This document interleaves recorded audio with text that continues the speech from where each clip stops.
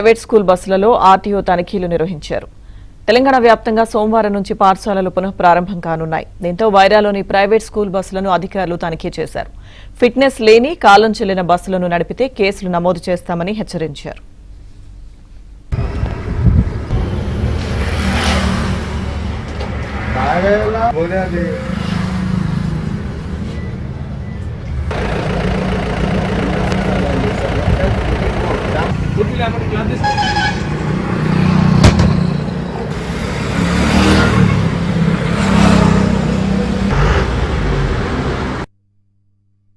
ఇప్పుడు స్కూల్స్ ప్రారంభమవుతున్న సమయం కాబట్టి స్కూల్ యాజమాన్యానికి అందరికీ మా రవాణా శాఖ వైరా తరఫున విజ్ఞప్తి చేస్తున్నాం.